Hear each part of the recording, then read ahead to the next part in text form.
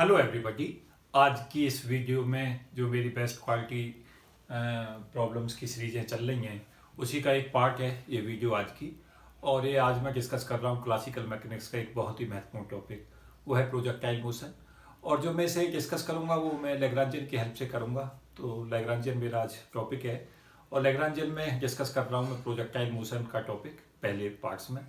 दूसरे में Lagrangian discuss करूँगा प्रोजेक्टाइल मोशन की बजाय स्ट्रेट लाइन पाथ में मोशन अंडर ग्रेविटी। तो ये दो टॉपिक्स मैं इस वीडियो में डिस्कस कर रहा हूँ और प्रोजेक्टाइल मोशन को काफ़ी डिटेल में डिस्कस करूँगा with the help of the Lagrangian. तो ये मेरा टॉपिक है। इसके अंदर हम देख रहे हैं कि ये कोई पार्टिकल है मास m का, जिसकी वेलोसिटी इनिशियल u है। एंगल अल्फा बना के एक्सिस से थ्रू कर दिया गया है। ये वर्टिकल एक्सिस या वाई एक्सिस। तो जैसे ही हम यहाँ से प्रोजेक्ट करेंगे इसे ओरिजिन से o से, तो देखेंगे कि इसके दो कंपोनेंट होंगे u के। एक एक्स एक्सिस की तरफ u cos अल्फा कंपोनेंट होगा और y एक्सिस की तरफ इसका u sin अल्फा कंपोनेंट होगा। तो first of all problem is that A particle is throne upwards from the point O making an angle alpha with the x-axis and initial velocity of the particle is u. Now you have to calculate the Lagrangian of such system. तो Lagrangian हम कैसे लिखते हैं? Lagrangian is nothing rather than it is the difference between kinetic energy and potential energy. तो L को हम describe कर सकते हैं T minus V। तो L को हमने लिखा Lagrangian बराबर T minus V। अब मैं ऑलरेडी बता चुका हूँ, I have already told you that kinetic energy of a particle can be described. A particle is moving along x-axis, then the kinetic energy of such particle would be T बराबर half m x dot square. If the particle is moving in a plane xy, then kinetic energy of such particle would be T बराबर half m x dot square plus y dot square. And if the particle can move along x-axis, it can also move along y-axis. And if it can move along z-axis, then we can write down the kinetic energy T is equal to half m x dot square plus y dot square plus z dot square. Here particle is on the plane xy.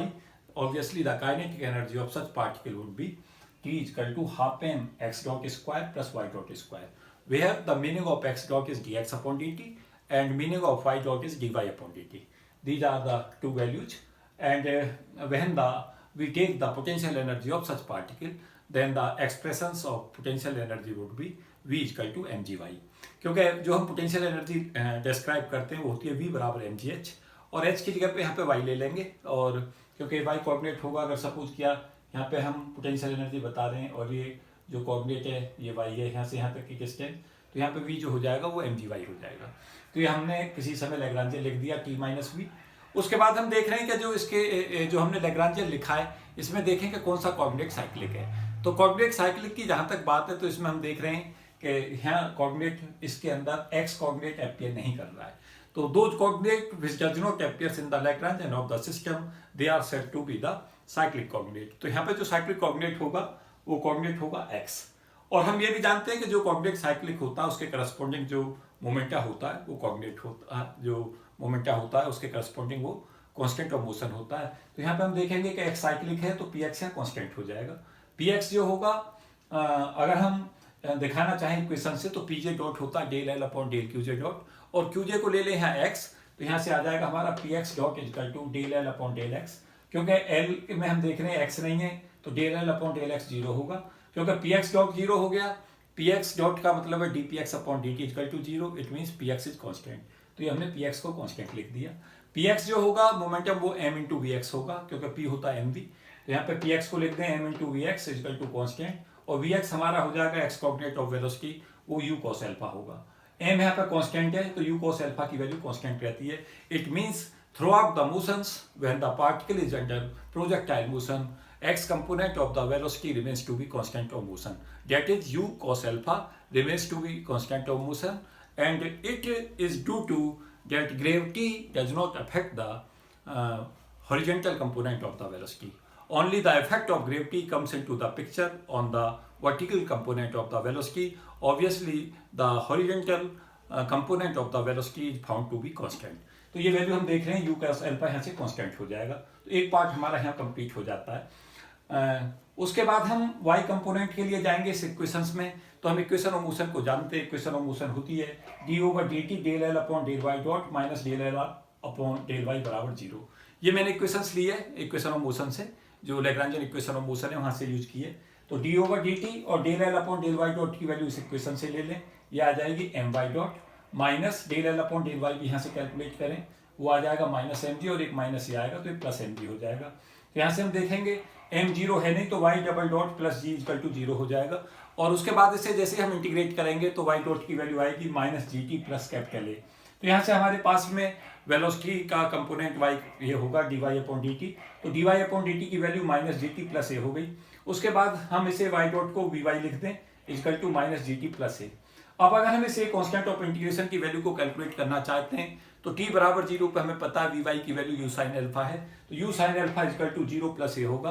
Then the we get the value of a and value of a comes to be a बराबर you sine alpha. इसके बाद ए की value यहाँ put कर दें constant की, तो हमारे पास वी वाई आ जाएगा you sine alpha minus G T.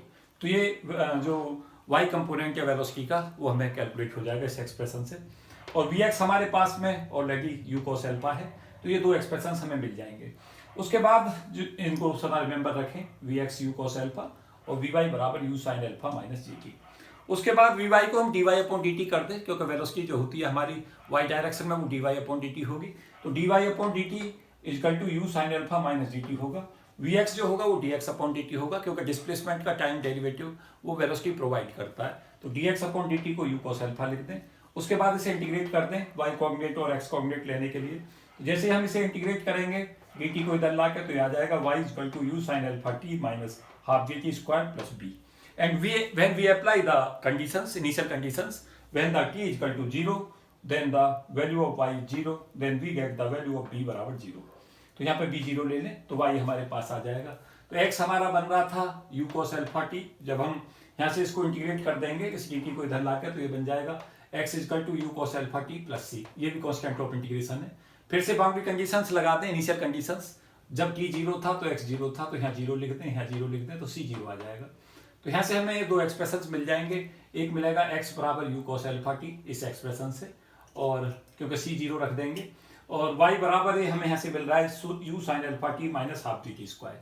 ये y की वैल्यू हो जाएगी you sine alpha T minus half G T square. तो इन दोनों एक्सप्रेशंस को फिर से रिमेंबर रखें। उसके बाद क्या करें कि t की वैल्यू को x upon U cos alpha इस एक्सप्रेशन में पुट कर दें इस वाली इक्वेशंस में, तो हमें यहाँ से इक्वेशंस मिल जाएगी y equal to X tan alpha minus half G X square upon U square cos square alpha. क्योंकि जब हम t की जगह पे यहाँ x upon U cos alpha put करेंगे इस एक्सप्रेशन से, तो ये हमें ऑब्टेन हो जाएगी ये इक्वेशंस। ये इक्वेशंस जो प्रोजेक्टाइल की इक्वेशंस है और जो ये रिप्रेजेंट करती है वो पैराबोलिक पाथ को रिप्रेजेंट करती है। तो जो पाथ होता है वो पैराबोला होता है। This is the path, parabolic path, ये दिखा रखा है इधर, this is the path of the motions. तो मोशंस ऑफ द प्रोजेक्टाइल्स में जो पाथ है वो पूछा जाता है, तो उसका हम आंसर मार्क करें, वो होगा हमारा पैराबोला। उसके बाद हम टाइम ऑफ फ्लाइट निकालना चाहते हैं कि पार्टिकल ओ से लेकर बी तक जाता है। पहले हम क्या देखेंगे कि यू कंपोनेंट था, तो यू कॉस अल्फा कंपोनेंट तो इस पार्टिकल को इधर ले जाएगा और you sine alpha vertical position में ले जाएगा। जैसे जैसे यू कॉस अल्फा फिक्स बना रहेगा और यू साइन अल्फा के ऊपर क्योंकि ग्रेविटी काम करती रहेगी, तो यू साइन अल्फा की वैल्यू लगातार कम होती रहेगी। हाईएस्ट पॉइंट के ऊपर यहाँ जब यू साइन अल्फा कंपोनेंट की वैल्यू 0 हो जाएगी, तो पार्टिकल के अंदर इस पर्टिकुलर पॉइंट के ऊपर जो कंपोनेंट है वेलोसिटी का वी वाई वो 0 हो जाएगा, क्योंकि ग्रेविटी के अंदर जो ग्रेविटी लगातार उसकी वेलोसिटी को कम करेगी और जो कंपोनेंट है एक टाइम के बाद वो जो वाई कंपोनेंट है वेलोसिटी का वो 0 होगा। वो हाईएस्ट पॉइंट पे बॉडी पहुंचेगी, ये हाइट होगी उस समय पे, और वी एक्स की वैल्यू यू कॉस अल्फा होगी। तो इस पॉइंट के ऊपर जो हाईएस्ट पॉइंट होता है उस पर याद रखें कि केवल और केवल जो कंपोनेंट रह जाता है वेलोसिटी का वो वी एक्स कंपोनेंट रहता है, क्योंकि उस पर ग्रेविटी का असर नहीं पड़ता। तो वी एक्स की value U cos alpha continue बनी रहती है और वो पार्टिकल को इस मोशन में मूव कराती है, और वी वाई 0 हो जाता है हाईएस्ट पॉइंट पे। तो ये ध्यान रखें, इंपॉर्टेंट कंसेप्ट है। तो हाईएस्ट पॉइंट पे वी वाई को 0 कर दें, और जो वी वाई का एक्सप्रेशन था you sine alpha minus G T, जो हम ऑलरेडी यहाँ से कैलकुलेट कर चुके थे, ये यहाँ हमारे पास कैलकुलेट हुआ है, दिस वन, ये हमारे पास एक्सप्रेशन था, इसे फिर से लिखा गया है वी वाई बराबर you sine alpha minus G T. Highest point के ऊपर वी वाई को 0 कर दें, तो यहाँ से टाइम पता चल जाएगा यू साइन अल्फा अपॉन जी। तो यहाँ से लेकर और यहाँ तक का जो टाइम है ओ से लेकर ए तक जो पार्टिकल मूव किया है ग्राउंड स्टेट से लेकर और हाईएस्ट जो हाइट उसने ऑब्टेन की है, हाईएस्ट वर्टिकल कंपोनेंट ऑब्टेन किया है, उसमें जो यहाँ से ओ से लेके ए तक समय है वो हमारा यहाँ से पता चल गया, वो यू साइन अल्फा बाई जी है। अब यहाँ से लेके ओ से लेके ए तक और सिमेट्री से ए से लेके बी तक इसमें समय समान लगेगा, तो हमारे पास जो टोटल टाइम ऑफ फ्लाइट होगा ओ ए प्लस ए बी वो ट्वाइस हो जाएगा जो ओ से ए तक का समय है। तो टाइम ऑफ फ्लाइट के लिए ट्वाइस कर दें उसका, तो ये यू टाइम जो था यहाँ से लेके यहाँ तक यू साइन अल्फा बाई जी था, यहाँ से यहाँ तक भी यू साइन अल्फा बाई जी होगा, तो टोटल टाइम ऑफ फ्लाइट हमारा कैलकुलेट हो जाएगा 2u sine alpha by g. तो इसको याद रखें, ये टाइम ऑफ फ्लाइट का एक्सप्रेशन है। और यहाँ पे हम देखेंगे कि u और अल्फा अगर हमें देता है तो हम यहाँ से टाइम ऑफ फ्लाइट कैलकुलेट कर सकते हैं कि पार्टिकल ने कितना समय लिया ओ से लेके ए और बी तक पहुंचने में, तो ओ ए बी का टोटल टाइम है। उसके बाद हम x बराबर यू कोस अल्फा टी जो हमारे पास एक्सप्रेशन है हमने कैलकुलेट किया था, उसमें जब हमें ओ से लेकर बी तक की डिस्टेंस कैलकुलेट करेंगे, यहाँ से लेकर दिस डिस्टेंस, ये इसकी रेंज कहलाती है। तो रेंज क्या होती है? Range is basically the distance travelled by the horizontal component of the velocity, and what is the value of horizontal component of the velocity? That is u cos alpha. And when we take t बराबर capital T time of flight, then we get value of the range. तो x को r कर दें कब? जब t बराबर capital T हो, क्योंकि x कंपोनेंट ऐसा था और जो यहाँ से लेके यहाँ तक का समय है वो टोटल टाइम ऑफ फ्लाइट है, और u cos अल्फा इस मोशन को मूव करा रहा है, तो o से लेके b तक की जो डिस्टेंस है वो रेंज कहलाती है। तो रेंज का formula u cos alpha into T होगा, t जो टाइम ऑफ फ्लाइट का समय ले लें 2u sine alpha by g, तो यहाँ से हमारे पास में जैसे हम t को लिख देंगे 2u sine alpha by g और u cos अल्फा यहाँ से पुट कर देंगे, तो ये हमारे पास एक्सप्रेशन बन जाएगा u square sine 2 alpha by g. तो इसको फॉर्मूले को याद रखें, this is the expression of the range. तो ये प्रोजेक्टाइल रेंज है r। इसमें देखेंगे कि अगर हमारा साइन 2 अल्फा की वैल्यू 1 है और अल्फा की वैल्यू पाई बाई 4 है, तो उस समय पर जो रेंज है मैक्सिमम होती है। तो अगर हमें पता है कि जो हमसे कहा जाता है लगातार जब थ्रो किया जाता है और हम किसी समय पे लॉन्ग जंप लगाना चाहते हैं, तो वहाँ पे कहा जाता है कि 45 के एंगल के ऊपर जो रनर है उसको कोशिश करनी चाहिए उस एंगल पे जाने का जिससे वो रेंज ज़्यादा आए। तो कंसेप्ट इसको हम अप्लाई करते हैं लगातार कि रेंज को कैसे बढ़ाया जाए। तो एंगल जो है वो 45 होना चाहिए, हाँ, जो हमारे पास है इस रेंज को बढ़ाने के लिए। तो लगातार पूछा जाता है थीटा बराबर पाई बाई 4 पर, क्योंकि साइन 2 इंटू हम पाई बाई 4 करेंगे तो ये साइन पाई बाई 2 बन जाएगा और ये मैक्सिमम वैल्यू देगा। तो इस कंसेप्ट को याद रखें, और आर मैक्सिमम जो होगा वो यू स्क्वायर बाई जी होगा। उसके बाद हाईएस्ट पॉइंट पे याद रखें कि वी वाई कंपोनेंट जीरो होता है, क्योंकि वर्टिकल कंपोनेंट जो है वो लगातार कम होता जाता है ग्रेविटी के कारण, और वी एक्स जो है वो यू कॉस अल्फा रहता है। जनरली स्टूडेंट से पूछा जाता है कि हाईएस्ट पॉइंट पर काइनेटिक एनर्जी क्या है, तो जनरली जीरो देता है आंसर, जो कि गलत है। काइनेटिक एनर्जी हाईएस्ट पॉइंट पर जीरो नहीं होती, क्योंकि हाईएस्ट पॉइंट पे क्या होता है, जो हॉरिजॉन्टल कंपोनेंट ऑफ वेलोसिटी है वो एग्जिस्ट करता है और उसकी वैल्यू रहती है यू कॉस अल्फा, क्योंकि उस पर ग्रेविटी का कोई इंपैक्ट नहीं पड़ता। तो काइनेटिक एनर्जी ऑफ पार्टिकल जो हम हाईएस्ट पॉइंट पे निकालते हैं, ये हाईएस्ट पॉइंट पे मैं कैलकुलेट कर रहा हूँ एच हाईएस्ट पॉइंट, उसमें हम काइनेटिक एनर्जी जब लिखेंगे तो लिखेंगे half M X dot square plus Y dot square. X dot जो होगा वो यू कॉस अल्फा रहेगा, तो एक्स डॉट स्क्वायर हो जाएगा you square cos square alpha, और वाई डॉट जीरो हो जाएगा क्योंकि जो vertical component of the velocity है वो हाईएस्ट पॉइंट पर जीरो हो जाता है। तो यहाँ से काइनेटिक एनर्जी हाईएस्ट पॉइंट पर आ जाएगी half M U square cos square alpha, और ये काइनेटिक एनर्जी इनिशियली थी जो पार्टिकल की हाफ एम यू स्क्वायर, तो ये हमारे पास में काइनेटिक एनर्जी इनिशियल पॉइंट पे इनटू कॉस स्क्वायर अल्फा हो जाएगी। जैसे काइनेटिक एनर्जी को कहता है इनिशियल पॉइंट पे ई है, और अल्फा को कहता है कि पाई बाई 4 पर हमने एक पार्टिकल को प्रोजेक्टाइल किया, कहता है काइनेटिक एनर्जी बताइए हाईएस्ट पॉइंट पे। क्वेश्चंस में लिखा होता आंसर पहले में जीरो, बच्चे स्टूडेंट जनरली मार्क कर देते हैं जीरो, क्योंकि हाईएस्ट पॉइंट पर वेलोसिटी जीरो हो गई, जबकि आंसर वो गलत हो जाएगा। अगर एनर्जी काइनेटिक एनर्जी ई है हमारे जहाँ पे हमने पार्टिकल को प्रोजेक्ट किया है और अल्फा बराबर पाई बाई 4 पर हमने थ्रो किया है, तो E cos square pi by 4 होगी हाईएस्ट पॉइंट पर, और आंसर उसका हो जाएगा ई बाई 2।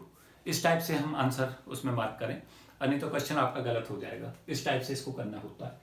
तो काफ़ी इंपॉर्टेंट क्वेश्चन है, काफ़ी मोस्ट इंपॉर्टेंट में से मार्क कर रहा हूँ, और मुझे उम्मीद है आपकी समझ आया होगा। उसके बाद एंगुलर मोमेंटम अगर कहता है हाईएस्ट पॉइंट पे, कई बार एंगुलर मोमेंटम पूछता है IIT जेई में, और हर कंपटीशंस में क्वेश्चन आ चुका है इसके ऊपर, तो इसको भी तैयार रखें। एंगुलर मोमेंटम का फॉर्मूला होता है एल बराबर R cross P, R into P की जगह पे एम वी लिख दें, और फिर से डिटरमिनेंट फॉर्म में लिख दें कैलकुलेशंस करने के लिए।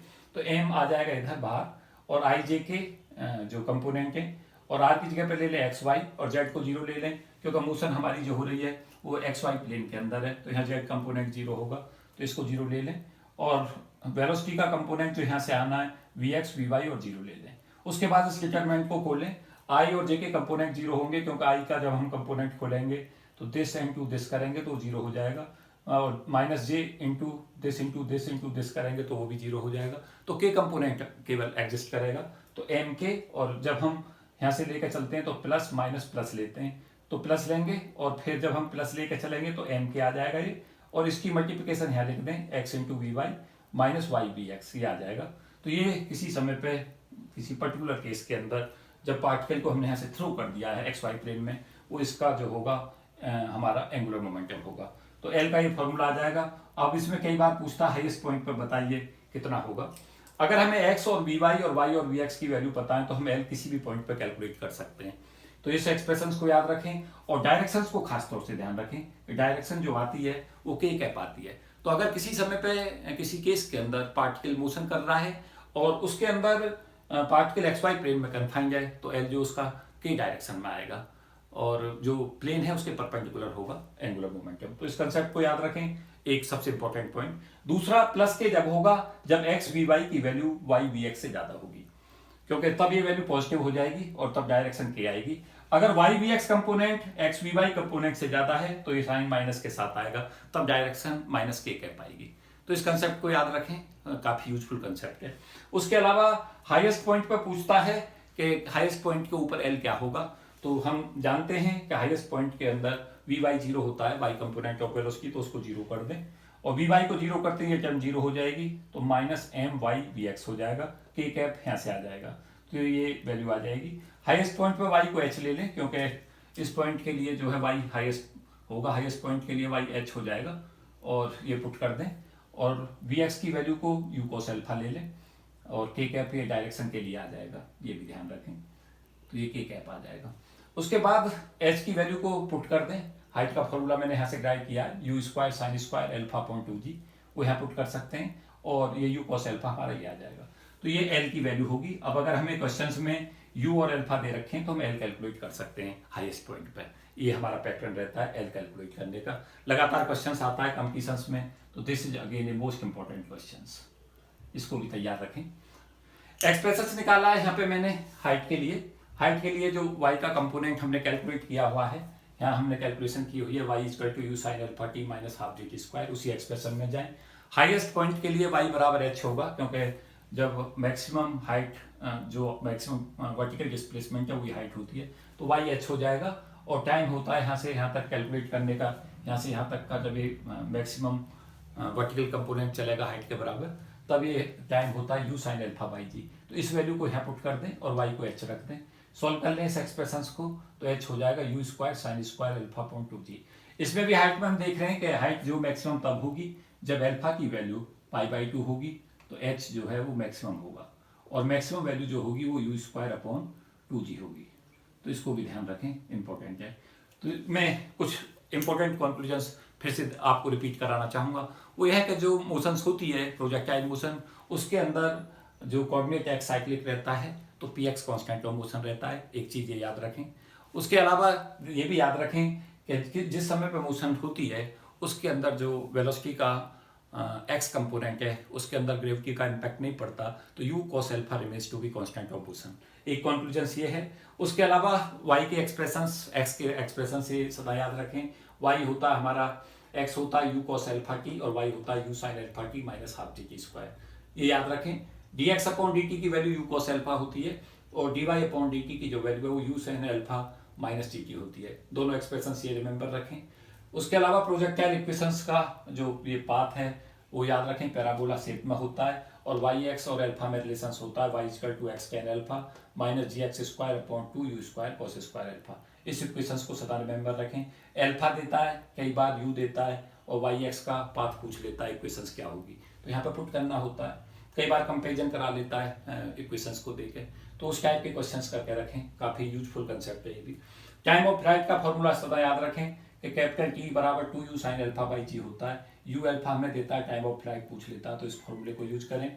रेंज का फॉर्मूला याद रखें, रेंज होती है u square sine 2 alpha by g, और ये भी याद रखें कि जो रेंज है मैक्सिमम वो थीटा बराबर पाई बाई 4 पर होती है, और आर मैक्सिमम होता है यू स्क्वायर अपॉन जी। ये भी ध्यान रखें ऑलवेज कि काइनेटिक एनर्जी जो हाईएस्ट पॉइंट पर होती है वो जीरो नहीं होती, क्योंकि जो horizontal component of the velocity है उस पर ग्रेविटी का इम्पैक्ट नहीं होता, तो वो पूरी मोशंस के अंदर एग्जिस्ट करती है। तो हाईएस्ट पॉइंट के अंदर जो वाई डॉट है वो जीरो हो जाता है और एक्स डॉट की वैल्यू यू कॉस अल्फा बनी रहती है। तो काइनेटिक एनर्जी हाईएस्ट पॉइंट पर होती है initial kinetic energy into cos square alpha. इस एक्सप्रेशन को रिमेंबर रखें, और जैसे ही अल्फा की वैल्यू देता है और हाईएस्ट पॉइंट पे काइनेटिक एनर्जी पूछता है और कहता है इनिशियल पॉइंट पे ही है, तो काइनेटिक एनर्जी हाईएस्ट पॉइंट पे E into cos square alpha formula use करें। इस टाइप से इसको क्वेश्चन को सॉल्व करें। एंगुलर मोमेंटम पूछता है तो एल की वैल्यू को यहाँ मैंने कैलकुलेट किया, आर क्रॉस एम भी यूज करें। जो डायरेक्शन है, अगर मोशन से एक्स वाई प्लेन में कन्फाइंड है तो जो डायरेक्शन है एल की वो या तो के कैप होगी या माइनस के कैप होगी। उसमें दो चीज ध्यान रखें कि के कैप तब होगी जब X V Y V X से बड़ा होगा, और माइनस के कैप तब होगी जब Y V X V Y से बड़ा होगा। वो यहाँ से देख सकते हैं। हाईएस्ट पॉइंट पे याद रखें कि y की वैल्यू h रख दें और vx की वैल्यू को u cos अल्फा रख दें, और h का फॉर्मूला ये याद रखें u square sine square alpha point two g, वो यहाँ पे पुट कर दें और यहाँ पे u cos अल्फा एस सच आ जाएगा। u और अल्फा अगर हमें देता है और l पूछता है तो इस फॉर्मूले को यूज करें। तो काफ़ी इंपॉर्टेंट इन्फॉर्मेशन मैं इसमें दे रहा था, काफ़ी यूजफुल चीज़ें आपसे डिस्कस कर रहा था। Motion under gravity in straight line discuss किए, एक छोटा सा टॉपिक इसमें। एक पार्टिकल है जो पॉइंट ओ से थ्रू कर दिया जाता है, और जब ये थ्रू किया जाता है उसकी इनिशियल वेलोसिटी u है, तो लैग्रांजियन बताइए, इक्वेशन ऑफ मोशन बताइए कैसे कैलकुलेट करें। ये इसमें कैलकुलेट किया है। तो टी तो हम सीधा ही लिख सकते हैं, जब स्ट्रेट लाइन में चलेगा y कंपोनेंट उसका चेंज होगा तो काइनेटिक एनर्जी उसकी हो जाएगी half M Y dot square, और पोटेंशियल एनर्जी हो जाएगी एम जी वाई। तो एल को लिख दें T minus V half M Y dot square minus M G Y. Equation of motion लिख दें D over D T del L upon del Y dot minus del L upon del Y बराबर zero. यहाँ से equation use करके यहाँ put कर दें। यहाँ से जैसे हम इसे लिखेंगे del L upon del Y dot, तो ये हो जाएगा एम वाई डॉट, और डी ओवर डी टी करेंगे तो एम वाई डबल डॉट हो जाएगा। सिमिलरली यहाँ से del L upon del Y यहाँ से यूज कर लें, माइनस एम जी आएगा और माइनस ये आएगा तो plus M G equal to zero. तो यहाँ से वाई डबल डॉट की वैल्यू माइनस जी होगी, जो एक्सलेशन होगा वो माइनस जी होगा, और वो नीचे नेगेटिव डायरेक्शन में लगेगा ग्रेविटी, क्योंकि उसे पार्टिकल जब ऊपर की तरफ जाएगा तो उसे नीचे की तरफ को पुल करेगी। ये हमारे पास सिंपल एक्सप्रेशन आ गया। उसके बाद इसे इंटीग्रेट कर दें, वाई डॉट होगा माइनस जी टी प्लस ए। उसके बाद टी बराबर जीरो पे वाई डॉट को यू लिख दें, क्योंकि जो पार्टिकल है शुरू में वो इनिशियल वेलोसिटी यू रखता है, तो टी बराबर जीरो पे वाई डॉट को यू लिख दें। तो यहाँ इसमें पुट करें ए बराबर यू होगा, यहाँ पे ए की वैल्यू को रख दें, वाई डॉट हो जाएगा यू माइनस जी टी। तो ये याद रखें कि जो वेलोसिटी है उसका ये जनरल फार्मूला हमारा कैलकुलेट हो जाएगा, वाई बराबर वी बराबर यू माइनस जी टी। अब हम वाई कैलकुलेट करना चाहते हैं तो वी को D Y upon D T कर दें और उसके बाद इसे इंटीग्रेट कर दें, तो y बराबर आ जाएगा minus half D T square plus U T plus B. उसके बाद t बराबर जीरो पे y जीरो कर दें तो b जीरो आ जाएगा, उसको पुट कर दें हैं तो y बराबर u t minus half D T square आ जाएगा। तो ये दोनों एक्सप्रेशंस कैलकुलेट किए मैंने with the help of the Lagrangian, v बराबर u माइनस डी टी और y बराबर u t minus half D T square. तो ये एक्सप्रेशंस मोशन अंडर ग्रेविटी थी स्ट्रेट लाइन में, ये थी मोशन अंडर प्रोजेक्टाइल मोशन। तो दोनों टॉपिक्स में इसमें कवर कर रहा था। मुझे उम्मीद है कि ये काफ़ी यूजफुल और काफ़ी आपको लाभ देगी। और साथ साथ मैं ये भी कहना चाहूँगा कि सभी वीडियो मेरी तरफ से गांव के बच्चों को समर्पित हैं, उन बच्चों को समर्पित हैं जो गाइडेंस के अभाव में जीते हैं, ऐसे बच्चों को समर्पित हैं जो कठिन दौर से गुजर रहे हैं, उनको समर्पित हैं जो लगातार बच्चे हार्ड वर्क करते हैं और गांव में रहते हैं या कस्बों में रहते हैं, जिन्हें गाइडेंस का अभाव होता है, जिनके अंदर फाइनेंशियली और इकोनॉमिक स्थिति जिनकी अच्छी नहीं होती। Thank you and best wishes.